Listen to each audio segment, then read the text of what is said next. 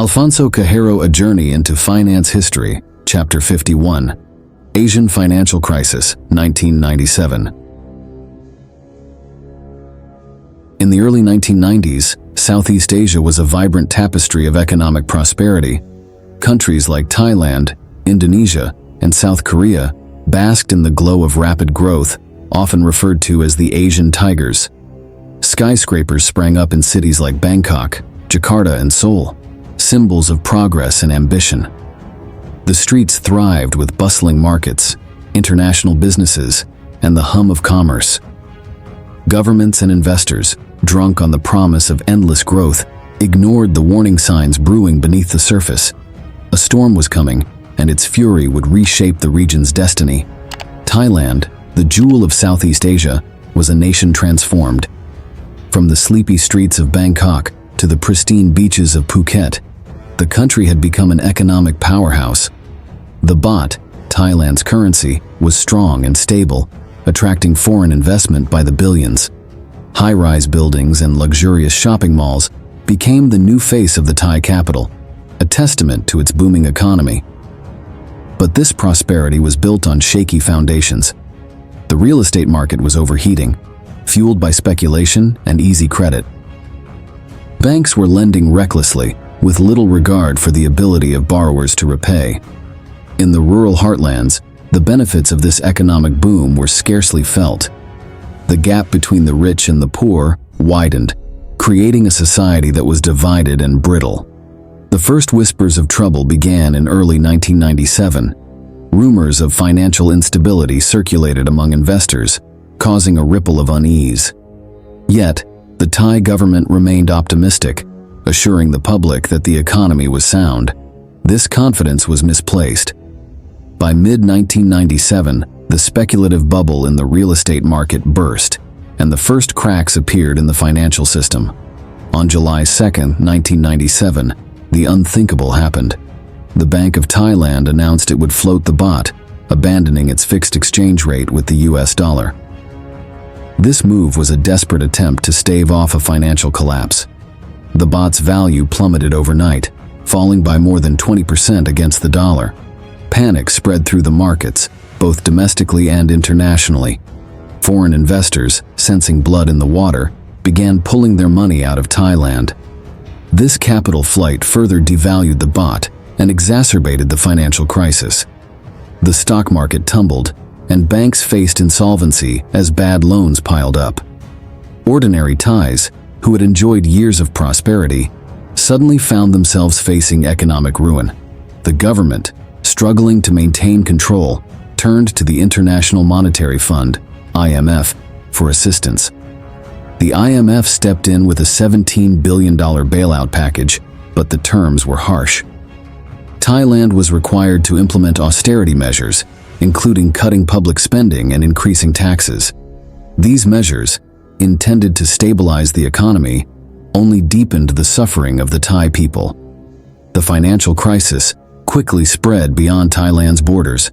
Investors, wary of the instability in the region, began withdrawing their funds from other Southeast Asian economies. Indonesia, Malaysia, and South Korea were hit hard. The regional contagion effect was in full swing. Indonesia, under the authoritarian rule of President Suharto, was particularly vulnerable. The country had amassed a significant amount of short-term debt, much of it denominated in foreign currencies. As the rupiah depreciated, the cost of servicing this debt skyrocketed. Inflation soared, and basic goods became unaffordable for many Indonesians. Protests erupted across the nation, and political tensions mounted. The streets of Jakarta filled with demonstrators demanding Suharto's resignation. The crisis culminated in May 1998, when Suharto was forced to step down after more than 3 decades in power. Indonesia's economy was in shambles, and the social fabric of the nation was torn apart. South Korea, one of the most industrialized nations in Asia, was not immune to the crisis. The chaebols, large family-owned conglomerates that dominated the South Korean economy, had overextended themselves. These conglomerates had taken on massive amounts of debt to finance their expansion, betting on continued growth. As the crisis unfolded, the weaknesses in South Korea's economic structure became apparent. The won, South Korea's currency, depreciated sharply. Companies that had borrowed heavily in foreign currencies struggled to repay their debts. Several high-profile firms, including the renowned Kia Motors, faced bankruptcy. The South Korean government, recognizing the gravity of the situation, sought assistance from the IMF. In December 1997, South Korea agreed to a $58 billion bailout package, the largest in IMF history at that time. The terms of the bailout required South Korea to implement significant economic reforms, including restructuring the chaebols, liberalizing the financial sector, and improving corporate governance. Malaysia, under the leadership of Prime Minister Mahathir Mohamad, took a different approach. Unlike Thailand, Indonesia, and South Korea, Malaysia rejected the IMF's assistance. Mahathir believed that the crisis was exacerbated by foreign speculators, whom he accused of attacking the Malaysian ringgit. In September 1998, Mahathir implemented capital controls to stabilize the ringgit. These measures included fixing the ringgit's exchange rate and restricting the movement of capital in and out of the country. While controversial, these policies allowed Malaysia to maintain control over its economy and avoid the harsh austerity measures imposed by the IMF. Mahathir's defiance paid off. By the early 2000s, Malaysia's economy began to recover. The ringgit stabilized, and the country resumed its path of economic growth. While criticized by some for his unorthodox approach, Mahathir's policies are credited with helping Malaysia navigate the crisis with less social upheaval than its neighbors. While the economic implications of the Asian financial crisis were severe, the human cost was even more devastating. Millions of people across the region lost their jobs as businesses closed and industries contracted. Poverty rates soared, and social safety nets were inadequate to address the growing needs. In Thailand, the number of people living in poverty doubled. Families that had climbed out of poverty during the boom years were plunged back into hardship. In Indonesia, the crisis exacerbated existing social tensions, leading to widespread violence and unrest. Ethnic Chinese Indonesians, often scapegoated during times of economic difficulty, faced persecution and violence. Suicides increased as despair and hopelessness took hold. Education and healthcare systems, already under strain, buckled under the increased demand. The crisis revealed the fragility of the region's social structures and highlighted the urgent need for reforms. In the aftermath of the crisis, Southeast Asian nations took steps to prevent a recurrence. Financial systems were restructured, and regulations were strengthened to ensure greater transparency and accountability. The role of the IMF was reevaluated, with critics arguing that its policies had exacerbated the crisis rather than alleviating it. Regional cooperation increased, with countries working together to build more robust financial systems. The Chiang Mai Initiative, a multilateral currency swap arrangement, was established to provide liquidity support in times of financial stress. This initiative was a significant step towards greater financial integration and stability in the region. The crisis also led to a reevaluation of economic policies. The emphasis on rapid growth at all costs was replaced by a more balanced approach that considered social and environmental factors. Governments became more aware of the need to build resilient economies that could withstand external shocks. The Asian financial crisis underscored the interconnectedness of the global economy.